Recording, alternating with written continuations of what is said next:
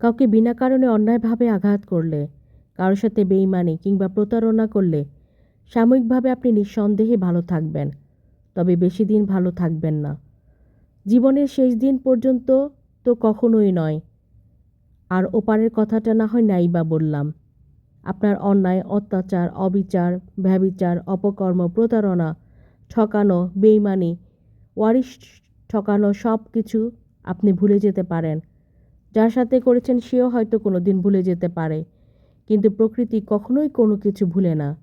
তাই আপনার কর্ম ভালো হোক বা মন্দ, প্রকৃতি আপনাকে সেভাবেই সবটা ফিরিয়ে দিবে। ভালো কর্ম করলে ভালো, আর মন্দ কর্ম করলে মন্দ। সে যাই হোক না কেন, তবে ফিরিয়ে আপনাকে অবশ্যই দিবে। মনে রাখবেন, গোলাকার এই পৃথিবীতে ভালো মন্দ সব কিছুই ঘুরে ফিরে আসে।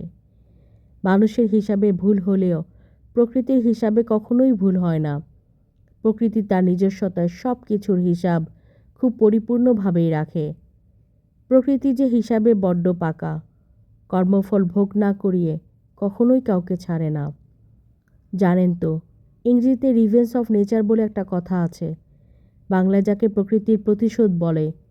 কিন্তু আমরা যখন ঠকে গিয়ে ঠকবাজ, প্রতারক, বেঈমান, বিশ্বাসঘাতক ও চরিত্রহীন মানুষগুলোকে ভালো থাকতে দেখি, তাও আবার দিনের পর দিন, বছরের পর বছর কিংবা যুগের পর যুগ ধরে, তখনই আমরা বলি রিভেঞ্জ অফ নেচার বলে কিছু হয় না, ওটা শুধু সান্ত্বনার বাণী।